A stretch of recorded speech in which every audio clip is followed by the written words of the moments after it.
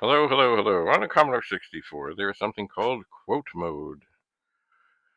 And that is what you must get into to embed colors and things and stuff into the print statements.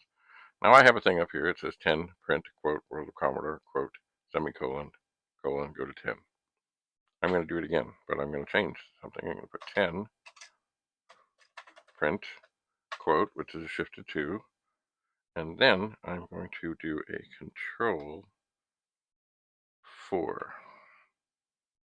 That puts a funny symbol up there. And then I'm going to put in World of Commodore space quote semicolon colon go to 10, which looks much the same as what I just did, except now when I press run, it's not white anymore and it's embedded in the program. It is. It's blue. It is. Isn't it lovely? So remember, there will be color combinations that don't look good. They just will. So let's just list that again. And it doesn't matter. The symbol, you don't need to know what the symbol is. Just as long as you know what you wanted and you do it and you try it and it changes the color, that's good. So we can program colors into things so that no matter what happens, like right now, if I press run, stop, restore, and I reset this, and the colors go weird, back to the blue on blue, I type run, the colors in the print statement will still come up as they were because that's what I set them at.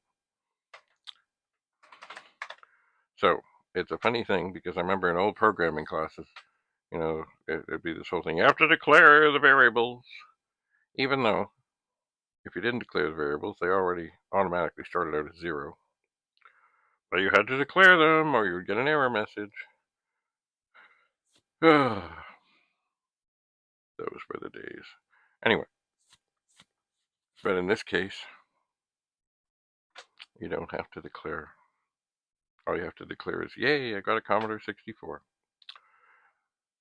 Anyway, yes. So it is good sometimes to ensure, if you want things to look the way you want them to look, that you put the colors you want in exactly where you want them. And we'll talk about more things like that